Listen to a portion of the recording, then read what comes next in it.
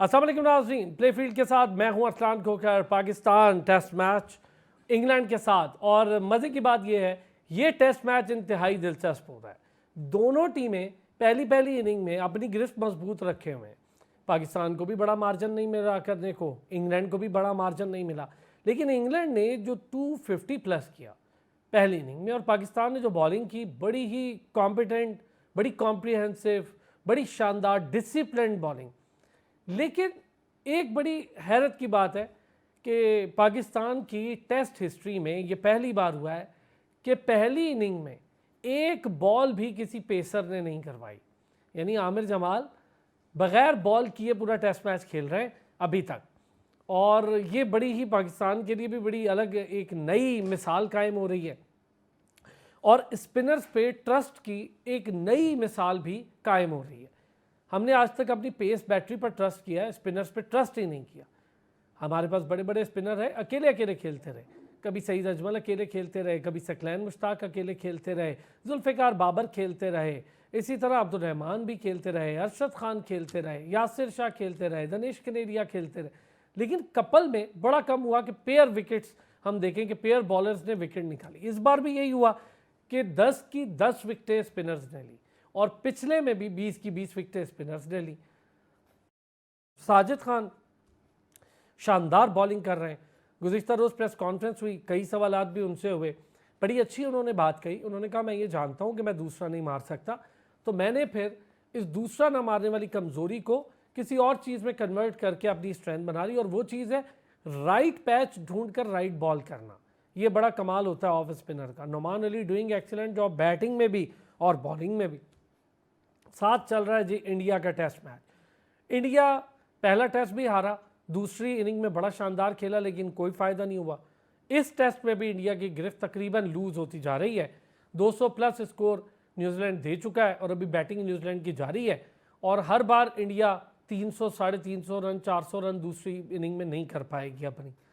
तो बात करेंगे इसी पर। शाकिर अब्बासी साहब सीनियर स्पोर्ट्स जर्नलिस्ट हैं, उन्होंने हमें ज्वाइन किया है। Thank you Shakir. साथ ही साथ doctor Hafeez Awan international umpire हैं, क्रिकेट एक्सपर्ट हैं, हमारा रेगुलर हिस्सा भी हैं। थैंक यू डॉक्टर साहब, आपने भी हमें ज्वाइन किया। शाकिर, चूँकि आप ग्राउंड में ही मौजूद हैं, ज़रा सिचुएशन पर बात करें साजिद और नोमान की। आपने देखा ऐसा हमारी हिस्ट्री में पहली बार हो रहा है शाकिर कि एक बॉल भी किसी पेसर ने नहीं की पहली इनिंग में। ऐसा कभी हुआ ही नहीं है पाकिस्तान की टेस्ट हिस्ट्री में। देखिए, हमने जो पहले टेस्ट में इस टेस्ट के बाद एक नई स्ट्रेटेजी के साथ जब आए, तो माइंडसेट ये बनाया गया था कि हमने इंग्लैंड को इस स्पिन ट्रैप में ही जो है वो फंसाना है। फिर हमें रिजल्ट मिला मुल्तान के दूसरे टेस्ट में, तो उसी को अब कैरी ऑन किया जा रहा है। यही दो टर्म कार्ड पाकिस्तान इन्हीं का जो है एतमाद करते हुए पिंडी में भी मैदान में उतरा है, और इन दोनों को सामने रखते हुए पिंडी की विकेट को तैयार किया गया। अब देखेंगे 4 रन किस तरह हिट एंड जिस तरह पंखे लगाकर उसको पिंडी की जो नेचुरल विकेट होती है, जो नॉर्मली फास्ट बॉलर को सूट करती है, उस नेचुरल एसेंस को खत्म करके उसे एक स्पिन पैराडाइज बनाया गया। ये टैग तो बिछाया गया इंग्लैंड के लिए पाकिस्तान ने। वो इन्हीं दो बॉलरों की उन्होंने जो डिलीवरेंस थी मुल्तान के दूसरे टेस्ट में, उसको मद्देनजर रख के बिठाया गया। और मेरा ख्याल है ये लॉजिकल बात यही बनती थी कि जिस ट्रेंड के साथ, जिस ट्रेनिंग के साथ, जिस तैयारी के साथ, और उस तैयारी को साथ जो पोटेंशियली एडवांटेज आप यूज कर सकते थे, वो करते हुए जब मैदान में उतरे, तो फिर बेहतर यही था कि उन्हीं दोनों को ज्यादा यूटिलाइज किया जाता। साथ शाहिद महमूद और आगा को भी थोड़ी हेल्प मिली, लेकिन मेन फोकस साजिद और नुमान था। फिर जब वो डिलीवर कर रहे हूँ, जब आप रिजल्ट दे रहे हूँ, आपको ब्रेक थ्रू दे रहे हूँ, फिर एक सातवीं विकेट की लगी, वहां पर उन्होंने देखा शायद पाकिस्तान ईजी हो गया था 6 विकेट लेने के बाद, या शायद थक गए थे बॉलर दोनों बॉलिंग करा कर आके। मुझे ऐसा लगा जैसे वहां पर अगर पाकिस्तान ज्यादा अग्रेसिव रखता, कोई सामने उसको ज्यादा इनोवेटिव कैप्टनसी के साथ सामने आते, वो सेंचुरी पार्टिशनल विकेट में पाकिस्तान आज बहुत कंफर्टेबल पोजीशन में था। बहरहाल ये एक स्पिन ट्रैप इंग्लैंड के लिए बिछाया गया, और अभी तक तो यार उसमें लेकिन शाकिर एक चीज़ है कि स्पिन ट्रैक बिछाया तो है, लेकिन मैं समझता हूँ शाकिर कि इसमें क्रेडिट देना पड़ेगा हमें। एक तो जिस तरह की पिच बनवानी थी इंतज़ामिया ने, इंक्लूडिंग आकिब जावेद, क्यूरेटर ने वैसी पिच बनाई, तो हमें ये भी क्रेडिट तो देना चाहिए। और दुनिया भर में होता है, अपनी मर्ज़ी की पिचेस बनवाई जाती हैं। हमने अगर स्पिन अपनी स्ट्रेंथ समझी है, जिसको अजहर महमूद साहब कहते रहे कि स्पिनर है ही नहीं इसलिए हम स्पिन पिच ही नहीं बनाते, तो हमने अपनी जो स्ट्रेंथ समझी है और हमने उसमें कामयाबी हासिल की। अब तो बैटर्स के ऊपर था ना, हमारी टॉप लाइन तो खुद ही लड़खड़ा गई। देखिए इरफान, पिंडी की विकेट को पाकिस्तान में, पिंडी की विकेट को पाकिस्तान का गाबा कहा जाता है हमेशा फास्ट बॉलर के लिए, और ऐसी विकेट में से जो है वो इस तरह का स्पिन ट्रैक जो है वो निकालना, तो यकीन जो क्यूरेटर हैं, जो ग्राउंड स्टाफ है, वो बिल्कुल इसके उनको जो है वो शाबाश मिलनी चाहिए। जो जो उनको असाइनमेंट दी थी उन्होंने बिल्कुल उसको जबरदस्त तरीके से पूरा किया। जहाँ तक अगर की बात है, मेरी हैरानगी की बात थी कि यार अगर टीम का एक मैनेजरियल लेवल पे मौजूद शख्स ये कहता है कि हमारे पास स्पिनर है ही नहीं, और टेस्ट में आप पाकिस्तान को 4-5 साल तक जितवा देते हैं, तो ये अपनी मंजिल पर डांस करने वाली बात थी। किन लोगों को किन ऐसे में आपने ऐसी जिम्मेदारियां दे दी हैं। ये तो हमने 2 स्पिनर मंगवाए, अगर हमारे पास नहीं तो क्या हमने चाइना से इम्पोर्ट किए हैं, ये हमने क्या रेशिप प्राप्त होगी फैक्ट्री में बना के निकालें। तो अपने टैलेंट पे जो है वो कभी हमने, और अपने स्ट्रेंथ पे कभी हमने उस तरह से क्रिटिकली या एथिकली चीजों को देखा है नहीं कि हम कहाँ क्या क्यों स्ट्रेटेजी के साथ, किस टीम के साथ मैदान में उतरेंगे तो हम क्या रिजल्ट प्रोड्यूस करेंगे। बल आसिफ जावेद के आने से मैं तो समझता हूँ कि कोई इनोवेशन जरूर आई है और वो इनोवेशन रिजल्ट दे रही है, ये बहुत अच्छी बात है। ठीक हो गया डॉक्टर साहब, यही चीज़ आपसे, एक तो पिच क्यूरेटर, पिच के साथ इंतज़ामिया जो लगी, उन्होंने एक्यूरेसी कम अज़ कम इस चीज़ में ज़रूर दिखाई कि अपनी स्ट्रेंथ के मुताबिक पिच बनाई। ये भी बड़ी बात है। हमारे यहाँ यही नहीं होता कि पिच कुछ और होती है, टीम कुछ और होती है। इस बार टीम भी वही थी जो पिच थी। ये एक बहुत ही, मुझे लगता है, बड़ा पॉजिटिव साइन है पाकिस्तान क्रिकेट के लिए। और मैं पिछले को 8-10 सालों में या इससे भी ज़्यादा की बात कर लूँ तो मैं बड़े अरसे बाद ये देख रहा हूँ। जी असलम भाई, सबसे इम्पोर्टेंट बात ही यही है कि जब हम अपनी स्ट्रेंथ पे नहीं खेलते थे तो फिर एक रात पहले हमारे पास शाम को जो पिक्चर आती थी पिच की, वो होती थी ग्रीन टॉप, और वेरी नेक्स्ट मॉर्निंग में देखते थे तो बिल्कुल हर चीज उड़ी हुई होती थी उस पर से। यानी कि हम बिल्कुल as a nick of time फैसला करते थे कि नहीं, हमारा डर फिर वापस आ गया है, ऊद कर आया हमारे अंदर, तो हमने इस पिच को फिर से उड़ा देना है, उसी तरह का फ्लैट ट्रैक बना देना है। अब तो खैर ये इल्जाम भी बाबर पर लग गया कि वो फ्लैट ट्रैक बनवाते थे तो हम बना देते थे। तो अदरवाइज बाकी पूरी की पूरी मैनेजमेंट सिर्फ ये देखती रही कि बाबर क्या कहते हैं तो उस तरह बनाती रही, बकौल चेयरमैन साहब, साबिक चेयरमैन के। वो आसान होता है जी, किसी एक पर डालना, बाहर कर दिया तो उस पर डाले जाओ, जो दिल करेगा कहो आप। जी बिल्कुल बिल्कुल। लेकिन अगर देखा जाए अरसलान भाई, तो स्ट्रेंथ पे दुनिया पूरी खेलती है। हमने लास्ट प्रोग्राम में भी यही बात की थी कि पर्थ की विकेट तेज है तो क्या हम उनको कहें कि भाई तेज मत बनाओ, उन्होंने अपनी स्ट्रेंथ पे खेलना है। वो सबसे पहले ऑस्ट्रेलिया में बुलाते हैं आपको, पर्थ में मैच खिलाते हैं और उसका प्रेशर अगले 4 मैचों में आप पर रहता है। बेशक वो इंग्लैंड क्यों ना जाए, पाकिस्तान तो हर क्या इंडिया भी जाए तो हर एक को वो पहला वहां पे खिलाते हैं, प्रेशर में लेके आते हैं और उसके बाद अगली पूरी की पूरी सीरीज जीतते हैं। तो हमने अपनी स्ट्रेंथ को इस्तेमाल किया और किसी ने ये बात सुन ली, बेशक वो आकिब की बात सुनेगी या किसकी भी सुनेगी, कि हाँ जो लोग ये पिच बना सकते हैं, जरूरी नहीं कि वो बाहर से आए हुए हों, ऑस्ट्रेलिया से आए हुए हो तो वो अच्छी पिच बना सकते हैं। इसका मतलब तो फिर ये हुआ कि हम पिच बना सकते हैं लेकिन कोई हमें बनाने दे नहीं रहा था। इससे तो मुझे तो यही ठीक है, इसमें ये क्रेडिट तो देना फिर इंतजामिया को और ख़ास तौर पे आकिब जावेद को कि उन्होंने इन्फ्लुएंस किया इस चीज़ में कि भाई मुझे नहीं पता, मैं अपनी मर्जी से खिलाऊंगा, और यही होना भी चाहिए। 100% बिल्कुल। जिस देसी तरीके से हमने देखा कि दोरमट के साथ और वो रिंग मार के और जिस तरह से पंखे लगा के, हीटर लगा के हमने उसको किया, देसी टेक्नोलॉजी इस्तेमाल की, तो बिल्कुल बहुत अच्छी बात है, हमारी स्ट्रेंथ थी। अच्छा, वैसे गुज़िश्ता रोज़ एक चीज़ बताऊं, डॉक्टर साहब शाकिर वहीं मौजूद थे, सवाल हुआ कि पाकिस्तानी ग्राउंड बड़ा अच्छा क्राउड आया था, हालांकि वर्किंग डे था, तो फैंस के बारे में, तो मेरा दिल किया कि मैं कहूँ दोनों फैंस के बारे में जवाब दें, एक पिच पे लगे फैंस और एक बेंच पे बैठे फैंस। एक ब्रेक लेता हूँ, ब्रेक से वापस आते हैं, ज़रा इंडियन टेस्ट पर भी बात करेंगे, फिर ज़रा मैं खबर निकलवाने की कोशिश करूँगा शाकिर से, वाइट बॉल कैप्टन को लेकर जो नाम कुछ सामने है उसमें से कौन सा नाम ज़्यादा मजबूत है। वापस आते हैं एक ब्रेक से। वेलकम बैक जी। अच्छा शाकिर, इंडिया और न्यूजीलैंड, वहाँ भी एक टेस्ट चल रहा है और इंडिया इस वक्त कोई अच्छी पोजीशन में नहीं है। 156 पर सारे बड़े बड़े नाम रेत की दीवार बन गए। पिछले टेस्ट मैच में भी ऐसा हुआ, लेकिन सेकंड इनिंग में इंडिया ने बड़ी फाइट बैक की, 400 प्लस रन कर लिए, 100 की लीड भी दे दी उन्हें या टारगेट दे दिया, पर हार गया।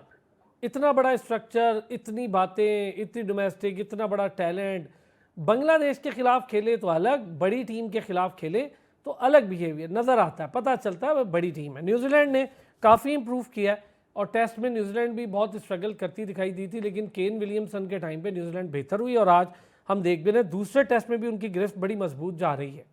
देखिए, इंडिया हमेशा कहा जाता है कि वो अपने घर का शेर है और उसने ओवर द ईयर्स प्रूव भी किया कि वो हमेशा अपनी होम सीरीज जीतते हैं। लेकिन मुझे लगा है कोई सरप्राइज लेके ऐसा न्यूजीलैंड उनके सामने आया और जिस तरह से हमने देखा कि रोहित शर्मा बिल्कुल ऑफ कलर नजर आए इस मैच में भी, विराट कोहली को भी उन्हें कोई इस पूरी सीरीज में एक सरफराज खान जो है वो कहीं ना कहीं एक मसीहा बनकर आ जाते थे इनको बचाने के लिए।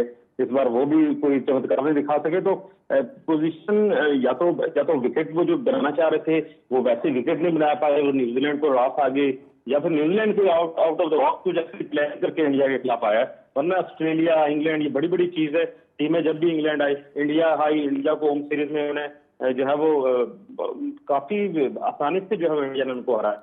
लेकिन ये एक बड़ा सरप्राइज था और यकीनन या तो मैं क्योंकि ज्यादा उस तरह से मैच को उस तरह से फॉलो नहीं करा, लेकिन जो रिजल्ट में देखता हूँ उसमें यही लग रहा है कि इंडिया जो है वो असल में शाकिर मैं जो आपसे बात करना चाह रहा हूँ ना वो रिजल्ट से ज्यादा इस चीज पर है, आप जरा नोटिस बिहेवियर का करें। हम क्रिकेटिंग एस्पेक्ट से बात करते हैं, लेकिन जब पड़ोसी मुल्क से बात होती है, हमारी क्रिकेट थोड़ा सा परेशानी का शिकार हुई तो आपने देखा तमस्कर उड़ाना, मजाक उड़ाना, और फिर अब मौका दे रहे हैं पूरी दुनिया को। ऑस्ट्रेलिया ऑफिशियल अपने ट्विटर हैंडल से उनका मजाक उड़ाता रहा है कि 36 से तो 46 बेहतर है, वो 46 पे आउट हो गए थे। तो ये बात आपसे करना चाह रहा हूँ, ये क्रिकेटिंग बिहेवियर्स जो है ना फैंस के, या क्रिकेटिंग बिहेवियर्स जिसे ओवरऑल कहते हैं, इसको जरा बेहतर करने की जरूरत है भारत के अंदर। नहीं, देखिए इसमें कोई शक नहीं है कि रूल्स को एक सवाल है और हम भी काफी अर्से से घर में भी पिट रहे थे, घर से बाहर भी पिट रहे थे और इंडिया ओवरऑल शेयर बना रहा था। तो ये पलटा आया था कि हम इंग्लैंड जैसी टीम को यहाँ अपने होम सीरीज में हरा रहे हैं। दूसरे टेस्ट में भी हमारी पोजीशन को इतनी खराब नहीं है, जबकि उस पैरेलल ऐसी टीम इंडिया हुई और इंडिया वहां पर जो है वो बिल्कुल जमीन पर लगा दी है न्यूजीलैंड। तो ये वक्त की बात होती है, ज्यादा जो है वो घमंड नहीं आना चाहिए। ये भी एक कुदरत का निजाम है कि जब आपको एक क्रूज मिलता है, जब आप ऊपर जाते हैं तो वहां से जब ऊंचाई से आप जब खाई में गिरते हैं तो बहुत जोर से गिरते हैं, और इंडियन टीम उस तरह लगा है जैसे गिरी है। वरना अंडर 50 पे आउट हो जाना इंडियन जैसे इतनी बड़ी जो है वो बैटिंग लाइन का अपने होम ग्राउंड से, ये अजूबा भी था और एक मेरिकल है मेरे सामने। और इसमें बहुत सारे इसमें एक एलिमेंट और भी है शाकिर, एक एलिमेंट और भी है जो मैं आप दोनों हजरात से डिस्कस करता हूँ। डॉक्टर साहब, एक एलिमेंट और है और वो है आप अपनी बॉलिंग की स्ट्रेंथ को जानकर टीम सेलेक्ट करें ना, जो हम भी कर रहे हैं, मैं जो बात कर रहा हूँ, तो आप बड़ी से बड़ी टीम हो वो आपके सामने जेर हो ही जाती है। ऐसा नहीं है कि भारत को हराना नामुमकिन, तो अनटचेबल्स तो कोई भी नहीं है। मेरा ख्याल है कि वो जो न्यूजीलैंड ने इस वक्त होमवर्क किया है ना वो बहुत जबरदस्त किया है उन्होंने। तो ये है कि वो लगातार आईपीएल भी खेल रहे हैं सारे के सारे, जैसे कि लास्ट टाइम आईपीएल हो रही थी तो न्यूजीलैंड के 9 प्लेयर्स वहां पर खेल रहे थे जब हमारे पास उनकी सी टीम, जिसको सी कहा गया था, हमारे पास आई थी। तो उनको एक्सपीरियंस तो अब वहां के हर ग्राउंड का बखूबी है। और फिर कुछ चीजें आउट ऑफ सिलेबस जब आ जाती हैं तो वो टीम के पास उसका शायद उस तरह से होता नहीं है, तोड़ नहीं होता। तो मेरा ख्याल इंडिया चूंकि शायद किसी हद तक न्यूजीलैंड को हल्का ले रही थी कंपैरेटिवली, कि शायद वो समझती है कि इंडिया का कंपटीशन जो है ना वो इंग्लैंड और ऑस्ट्रेलिया के अलावा बाकी टीमों के साथ नहीं है, बाकी सारी सेकंड टियर की टीम में है। और ये उनका जो कह लें कि ओवर कॉन्फिडेंस है ना, वो भी उनको कहीं ना कहीं यहाँ पे नुकसान पहुंचा रहा है। और फिर दूसरा उनके यहाँ सिलेक्शन की जो आपने बात की ना, उसमें कसूर भी नहीं कह सकते कि इतना टफ कंपटीशन हो गया है कि एक बंदा बाहर है तो वो उसको दोबारा जगह बनाने के लिए वापस जाना पड़ता है और फिर ढेर अंबार लगाना पड़ते हैं रन के। अभी सरफराज की एग्जांपल आपने दी थी, सरफराज ने मतलब वो कम से कम 5 साल उसके जाया हो गए इंटरनेशनल क्रिकेट के लिए। लेकिन ये भी नहीं कि उसकी जगह जो खेल रहे थे वो कोई हल्के थे, वो उससे भी बेहतर थे ऑफ कोर्स, इसलिए वो खेल रहे थे। लेकिन उसने आते इम्पैक्ट डाला कि मैंने 150 रन कर दिए, I am here to stay. अब केएल राहुल को बाहर होना पड़ गया। तो ये उनके यहाँ कंपटीशन इतना ज्यादा है कि उसमें सिलेक्शन करना इटसेल्फ भी एक बहुत बड़ा इशू बन गया है। और दूसरा सेकंडली यही है कि उनकी जो प्रेफरेंसेस हैं, मुझे लगता है कहीं ना कहीं वो थोड़ी चेंज हो गई हैं टेस्ट क्रिकेट की निस्बत बाकी इधर उधर हल्की फुल्की लीग्स खेलना। और उसके अलावा जो है ना सबसे इम्पोर्टेंट चीज वो ये है कि इंडिया ने ये सोच लिया है अब कि हमारे यहाँ जो भी टीम आएगी हम उसको वैसे ही जीतने देंगे ही नहीं। तो हाँ, ये आपकी बात ठीक है, ये माइंडसेट उनका बहुत डेवलप हो गया था। ये माइंडसेट Develop बहुत हो गया। डेवलप हो गया था। और इसकी जाहिर है इसको किसी वक्त तोड़ना ज़रूरी भी होता है। जैसे ऑस्ट्रेलिया एक ज़माने में 17 मैच बगैर हारे जीतता था, तो वो फिर उसको हराने के लिए या तो पाकिस्तान जैसी टीम को कुछ करना पड़ता था अनयूजुअल परफॉर्मेंसेस के साथ। अच्छा डॉक्टर साहब, अब इसको ज़रा मैं अगर इस तरह देखूं कि पाकिस्तान ने जब अपनी पहली इनिंग खेली मुल्तान में पहले मैच में, तो हम बड़े डरे हुए सहमे हुए और फिर 500-550 करके भी कुछ ना कर पाए, 800 करके फिर मैच वो जीत गए। लेकिन जब टीम चेंज हुई, मतलब प्रॉपर सिलेक्शन हुई, पिच को ठीक तरह रीड किया गया, तो हमने देखा कि पाकिस्तान ने अब भी इसमें भी सेम रेप्लिकेट हुआ कि पहली इनिंग में खसारा नहीं हुआ हमारा कि हम 100 रन पहले आउट हो गए, 50 रन पहले आउट हो गए, हमने ये भी खसारा पूरा कर लिया इस इनिंग में भी, और पिछले मैच की भी पहली इनिंग। तो इसका मतलब है कि कुछ बेहतर प्लानिंग हो रही है। बिल्कुल, इसमें कोई शक नहीं। सबसे बड़ी सिलेक्शन में जो सबसे बड़ा अमल दखल था ना, वो ये था कि आप अनटचेबल्स को इस काबिल हो गए कि हाँ, आप कहते हैं कि नहीं भाई ये अनटचेबल नहीं रहे। हाँ, बाबर की मिसाल, शाहीन की, नसीम की, ठीक है, वो इस वक्त हमारी जरूरत थी टीम की, हम उसकी मुखालफत कर रहे थे कि बाबर को नहीं बाहर होना चाहिए था, वो बैट से ही वापस आएगा, वो एक अलग बहस है। लेकिन इसके बावजूद कम से कम ये फैसला करने की किसी ने हिम्मत तो की ना, तो आकिब ने की या जिसने भी की, तो बहुत अच्छी बात है कि पाकिस्तान ने ये सोच लिया कि अब जो हमारी जरूरत होगी वो खेलेगा, जो जिसकी जरूरत नहीं होगी वो फिलहाल वो नहीं खेलेगा। एक तो ये सबसे बड़ा अहम पहलू था। दूसरा वही था कि जो स्ट्रेंथ की बात हम कर रहे हैं कि पाकिस्तान अपनी स्ट्रेंथ पर खेल रहा है। हालांकि इससे पहले हम जब भी देखते हैं तो हम दूसरी, ऐसा लगता है कि हम मेजबान का रोल अदा करने लग जाते हैं कि मेहमान टीम का भी हक है चूंकि, तो उसको भी ऐसी विकेट दी जाए, ऐसी पिच दी जाए कि वो भी कुछ ना कुछ रन कर ले। तो हम हक के मेजबानी अदा करते करते कहीं अपने आप को स्लिप कर जाते थे। ठीक है जी। तो मैंने इस ज़रा दफा वाइट बॉल पर भी बात करनी है, एक ब्रेक पर जाऊंगा, वापस आऊंगा, दोनों हजरात से ज़रा पूछेंगे कि मुमकिन सिलेक्शन स्क्वाड जो होगा उसमें कौन कौन से ऐसे नाम होंगे जो शायद हमें दिखाई ना दें, मुमकिन ये सिर्फ बात करेंगे और कैप्टन के हवाले से भी डिस्कशन करेंगे एक ब्रेक के बाद। वेलकम बैक जी। अच्छा शाकिर, अब ज़रा आपसे डिस्कशन, थोड़ी ख़बर भी निकलवाने की कोशिश। यार ये अगला सीरीज़ बड़ी इंपॉर्टेंट है हमारी ऑस्ट्रेलिया की, ये बताएं क्या ख़बरें हैं? शादाब, ख़बरों में हमारी इत्तलात के मुताबिक कि शादाब शायद हिस्सा ना हो सकें वनडे टीम का, T20 की अभी बात नहीं करूँगा, और भी एक दो प्लेयर्स हों जो वनडे टीम का हिस्सा ना हो, जिसमें इफ्तिखार भी हैं और भी प्लेयर्स हों। बाबर के हवाले से क्या इत्तलात हैं? शाहीन के हवाले से आप क्या समझते हैं? देखिए, एक बड़ा क्रूशल सीरीज है और ये सीरीज ऑस्ट्रेलिया का तो पाकिस्तान का जब तारीख की जितनी भी मजबूत टीम रही हो पाकिस्तान की, उसके लिए दौरा ऑस्ट्रेलिया हमेशा परेशान कौन रहा है। और अब तो आजकल की जो पाकिस्तानी टीम है इस टेस्ट मैचेस विक्ट्री को अगर एक साइड पे करें तो हम तो तारीख की फर्स्ट 3 सतह पे पहुंची हुई थी पाकिस्तान टीम अपनी कारकर्दगी के हिसाब से। तो ऐसे हालात में ऑस्ट्रेलिया का ये दौरा ज्यादा टफ है हमारे लिए।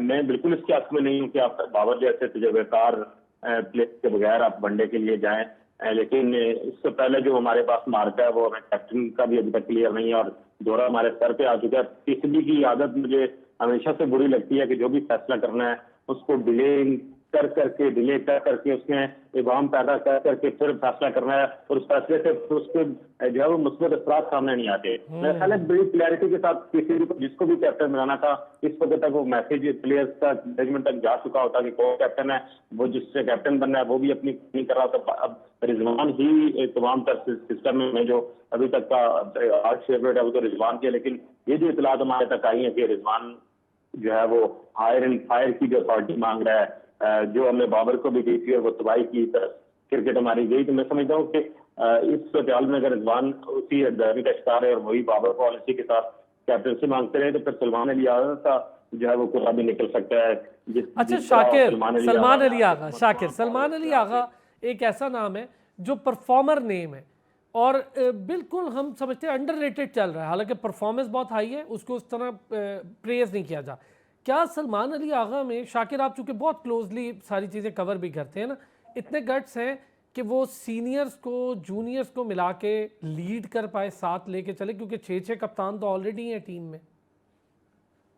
देखिए हमारे पास इशू, आपकी बात बिल्कुल ठीक है और ये बात हमने पहले भी माजी में भी देखी कि यंग लड़के आके सीनियर्स को कैप्टनसी करते रहे, फिर उसमें वो जो सीनियर मौजूद होंगे मैनेजमेंट की तरफ से उनको एक बड़ी स्ट्रॉन्ग जो है वो पैगाम देना होगा कि आपको इसको सपोर्ट करना है, आप को जो है वो टीम के लिए इसके दस्त बाजू बनना है। तो ये अगर ऐसा मैसेज आता है और लड़के उसको फॉलो करते हैं, ठीक है। तो सलमान अली आगा की एक बात मुझे अच्छी लगती है, तो वो इज यूटिलिटी क्रिकेटर, वो बॉलिंग में भी आपको बड़ा हेल्प कर जाता है, फील्डर भी क्लास का, और टेल के साथ खेलने की जो उसका तजुर्बा है और जो उससे परफॉर्मेंस भी है, ये सारी चीजें उसको एक पोटेंशियल कैंडिडेट, अगर रिजवान नहीं होते तो फिर उसकी सूरत में वो सामने जरूर आता है। लेकिन बेहतर यही होगा कि रिजवान को ही जो नंबर 1 चॉइस है वो उसी के साथ पाकिस्तान क्रिकेट बोर्ड चाहे। लेकिन मैं अभी भी कैप्टन को ऑल इन ऑल बना देने के हक में नहीं हूँ कि माजी में हमने ये करके बाबर के साथ हमने जो हाँ, फिर अब हम उस पर इल्ज़ाम भी लगाते फिरते हैं, बोर्ड खुद भी लगाता फिरता। अग्री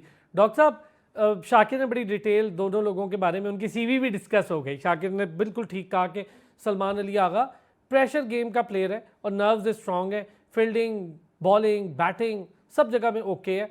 और अब एक मैसेज तो मेरा ख्याल है आकिब जावेद के होते क्लियर होगा सबको, भाई खेलोगे तो रहोगे, नहीं खेलोगे तो नहीं रहोगे। आकिब जावेद के होते ये मैसेज मुझे लगता है बड़ा क्लियर होगा, सुनते तो वो बहुत अच्छा करते हैं, किसी की नहीं है। मेरा ख्याल है कैप्टेंसी का जो इशू है ना, वो हल होता हुआ नजर आ रहा है। रिजवान के लिए नहीं होगा मुझे लग रहा है, जहां तक द रीजन है इसके फिर वही जंजाल जो हमने पहले पाला हुआ था ग्रुपिंग का, वो फिर वही का वही रह जाएगा, क्योंकि वो बाहर क्लियर कट बाबर ग्रुप में था। तो रिजवान के लिए तो मुझे लगता है, और फिर दूसरा वो एलिमेंट भी बहरहाल वहां पर है जो कुछ लोग नहीं चाहते कि वो एलिमेंट दोबारा से वापस आए, जो कुछ अरसा पहले भी था, जो सिलेक्शन वाले लोग भी थे, या कोई एक खास रिलीजियस टच के साथ लोग ना आए टीम में, तो शायद रिजवान को वो भी हर्ट कर जाए। तो यहाँ पर अगर देखें तो उसके अलावा बिल्कुल मैं शाकिर भाई की बात से एग्रीड हूँ कि सलमान अली आगा वो चॉइस बनता है, ऑटोमेटिक चॉइस बनता है कि जिसके अलावा और कोई हमारे पास ऑप्शन ही नहीं है बज़ाहिर। क्योंकि अभी सऊद शकील नहीं वनडे के लिए अभी रेडी नहीं है, मेरे ख्याल में अभी उनकी जगह बनती भी है कि नहीं ये भी हम नहीं कह सकते, क्योंकि वो वाइस कैप्टन है हमारा टेस्ट में, तो शायद हो सकता है उनको शामिल कर लिया जाए। लेकिन मुझे लग रहा है कि सलमान अली आगा बेहतर कैंडिडेट है, और परफॉर्मेंस के लिहाज से जब भी प्रेशर गेम बिल्कुल। अच्छा ये बताएं, जो शाकिर कह रहे हैं, बड़ी अच्छी बात कही शाकिर ने कि अब कैप्टन का तजुर्बा हम कर चुके हैं पूरी पावर्स देकर। अच्छा हमारे यहाँ ना बड़ा फ़र्क है, कैप्टन को एम्पावर करना और पावरफुल करना, इसका फ़र्क लोगों को समझ इसलिए नहीं आता, शायद दो इंग्लिश की अलग टर्म्स हैं। एम्पावर का वर्ड इसीलिए रखा गया है क्योंकि पावरफुल का वर्ड उससे बिल्कुल डिफरेंट है। हम एम्पावर्ड को पावरफुल कर देते हैं, हम कहते हैं बस सारी अब होल सोल पावर तुम्हारे पास है। हमारे पास चूंकि वो ग्रूमिंग का वाला एलिमेंट नहीं है ना सर, जब हम किसी को कैप्टन बनाते हैं तो उसके पीछे एक पूरा होना चाहिए ना, एनालिसिस होना चाहिए, उसको बिठाया जाए, उसके साथ साइकोलॉजिस्ट, साइकेट्रिस्ट वो सारे लगाए जाएं, उसका बैकग्राउंड देखा जाए, इवन एजुकेशनल बैकग्राउंड भी कुछ बुरा नहीं है। मतलब ये भी एक अजीब सी बात है कि जो ही ये बात की जाती है तो लोग कहते हैं कि जी क्रिकेट का एजुकेशन से क्या ताल्लुक, अगर वो अच्छा क्रिकेटर, भाई अच्छा क्रिकेटर होना और चीज है, लेकिन पर्सनैलिटी की ग्रूमिंग एक और चीज है। जब आप मिल के उसको एक पूरी टीम देते हैं कि जो उसको ग्रूम करे और बिहेव करने के से लेके क्रिकेट खेलने तक, और ग्राउंड के अंदर उसकी मौजूदगी, उसकी body language, each and everything को वो ट्रिम सर करके रूल्स एंड रेगुलेशन समझना भी जरूरी है। आपको याद होगा एशिया कप के मैच में विराट कोहली का वो रन जो लोगों को पता ही नहीं था, लेकिन चूंकि विराट कोहली को पता था, उन्होंने रूल्स एंड रेगुलेशन पढ़ रखे थे, कब क्या होता है, ये बड़ा जरूरी है। बहुत शुक्रिया डॉक्टर हफीज अमान साहब, thank you so much. Shakir Abbasi साहब बहुत शुक्रिया आपका, आपने वक्त निकाला। अगले हफ्ते फिर होती है आपसे मुलाकात, अपना ख्याल रखिएगा।